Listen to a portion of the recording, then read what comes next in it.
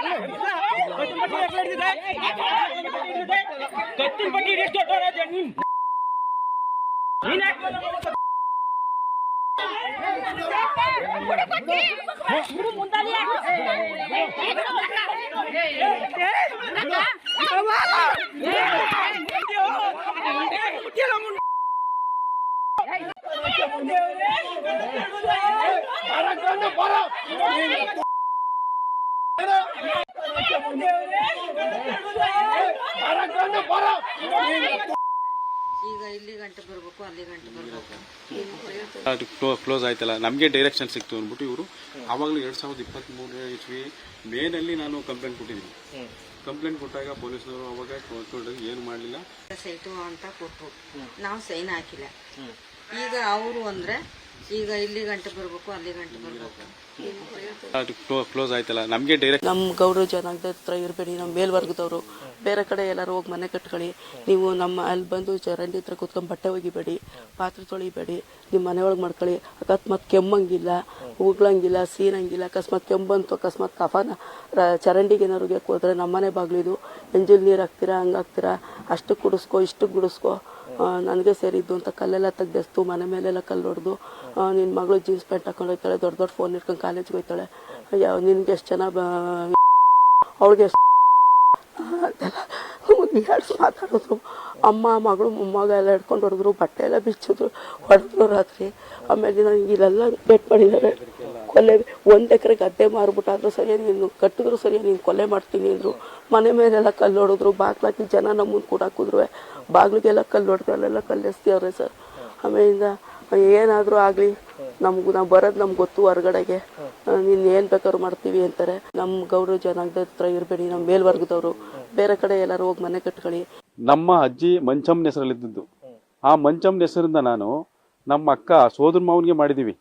ನಮ್ಮ ಅಕ್ಕನ್ನ ಅವ್ರ ಹೆಸರಿಗೆ ಮಾಡಿಸಿ, ಅವ್ರ ಹೆಸರಿಂದ ನನ್ನ ಹೆಸರಿಗೆ RTC ಕುಣಿಸಿ ಖಾತೆ ಕುಡಿಸ್ಕೊಂಡಿದ್ದೀನಿ. ಅವ್ರು ಹೇಳ್ತಾರೆ, ಇಲ್ಲಿ ಮನೆ ಕಟ್ಕೊಂಡಿರೋರು ನಾವು ಜನತಾ ಸೈಟಿಂದ ನಮಗೆ ಜನತಾ ಸೈಟ್ ಬಂದಿದೆ ಅಂತ ಹೇಳ್ತಾರೆ. ಜನತಾ ಸೈಟ್ ಬಂದಿದೆ ಅಂತ ಹೇಳ್ತಾರೆ. ಆ ಜನತಾ ಸೈಟು ಯಾವ ಕೊಟ್ಟಿಲ್ಲ.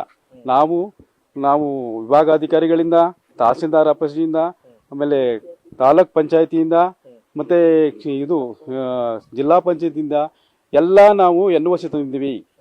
ಸರ್ಕಾರಕ್ಕೆ ಯಾವುದೇ ಸ್ವಾಧೀನ ಆಗಿಲ್ಲ ಅಂತ. ಅದು 2014 ಇಸ್ವಿಯಲ್ಲಿ 2014 ಇಸ್ವಿ AC ಆಫೀಸಲ್ಲಿ ಬಂದಾಗ ಡೈರೆಕ್ಟರ್ ಒಬ್ಬರನ್ನ ಸರ್ವೆ ಅವ್ರನ್ನ ಕರೆಸಿ, ಇವ್ರದ್ದು 26 ಕ್ವಿಂಟಲ್ ಏನಿದೆ, 6 ಮನೆಗಳು ಕಟ್ಟಿವೆ, 2 ಸೈಟ್ ಖಾಲಿ ಇದೆ ಅಂತ ಅವರ ಮೆಜರ್ ಮಾಡಿ ಒಂದು ನಮಗೆ NOCನೂ ಕೊಟ್ಟಿದ್ದಾರೆ.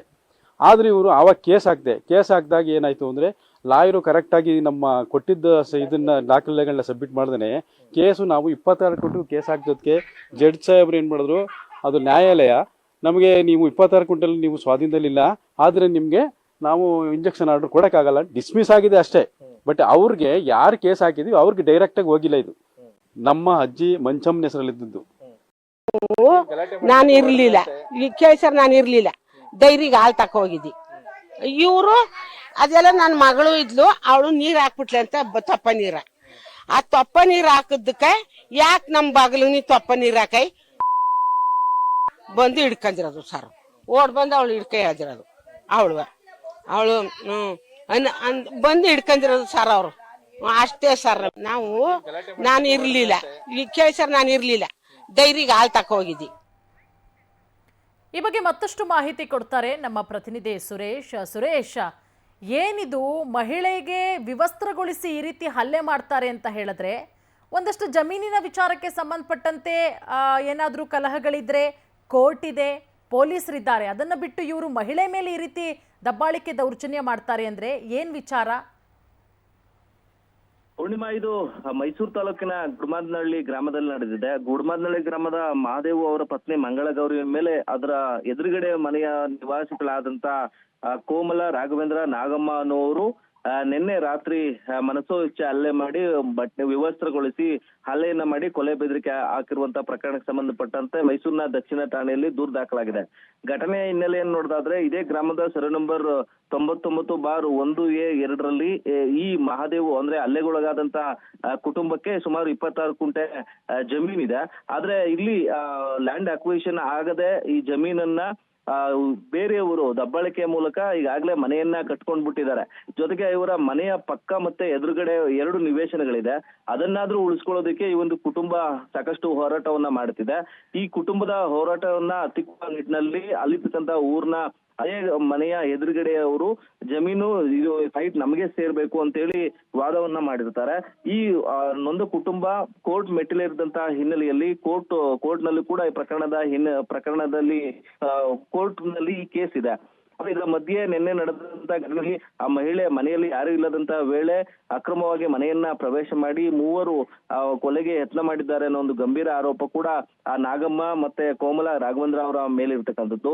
ಕುಟುಂಬ ತಮ್ಮ ಅಕ್ಕಪಕ್ಕದಲ್ಲಿಯೇ ಅವರ ಹೆಸರಿಗೆ ಆಸ್ತಿ ಇದ್ರೂ ಕೂಡ ಅನುಭವಿಸೋದಕ್ಕೆ ಸಾಧ್ಯವಾಗದ ಸ್ಥಿತಿಯಲ್ಲಿ ಆ ಒಂದು ಕುಟುಂಬ ಇದೆ. ಯಾಕಂದ್ರೆ ಮಡಿವಾಳ ಸಮಾಜಕ್ಕೆ ಸೇರಿರ್ತಕ್ಕಂಥ ಈ ಒಂದು ಕುಟುಂಬ ಒಂದೇ ಕುಟುಂಬ ಆ ಗ್ರಾಮದಲ್ಲಿ ಇರ್ತಕ್ಕಂಥ ಹಿನ್ನೆಲೆ ಯಾರು ಕೂಡ ಅವ್ರಿಗೆ ಸಪೋರ್ಟ್ ಅನ್ನ ಮಾಡೋದಕ್ಕೆ ಬರೋದಿಲ್ಲ. ಹೀಗಾಗಿ ನಾವು ಒಂದು ವೇಳೆ ಪ್ರಕರಣದಲ್ಲಿ ನಮಗೆ ನ್ಯಾಯ ಸಿಗದೆ ಇದ್ರೆ ನಾವು DC ಕಚೇರಿಯ ಮುಂದೆ ಆತ್ಮಹತ್ಯೆಯನ್ನ ಮಾಡ್ಕೊಳ್ತೇವೆ ಅನ್ನೋ ಒಂದು ಈ ಹೇಳಿಕೆಯನ್ನು ಕೂಡ ಈ ಕುಟುಂಬಸ್ಥರು ಕೊಡ್ತಾ ಇರ್ತಕ್ಕಂಥದ್ದು. ಈ ನಿಟ್ಟಿನಲ್ಲಿ ಕೂಡಲೇ ತಾಲೂಕು ಆಡಳಿತ ಮಧ್ಯಪ್ರವೇಶ ಮಾಡಿ ಈ ಕುಟುಂಬಕ್ಕೆ ಬರಬೇಕಾದಂತಹ ನಿವೇಶನಗಳನ್ನ ಕೊಡಿಸ್ಕೊಳ್ಳುವ ನಿಟ್ಟಿನಲ್ಲಿ ಕಾರ್ಯಪ್ರವೃತ್ತರಾಗಬೇಕಾಗಿದೆ. ಪೊಲೀಸರು ರಕ್ಷಣೆಯನ್ನ ಕೊಡುವಂತ ನಿಟ್ಟಿನಲ್ಲಿ ಕೆಲಸ ಮಾಡಬೇಕಾಗಿದೆ. ಪೂರ್ಣಿಮಾ ಗೌಡ.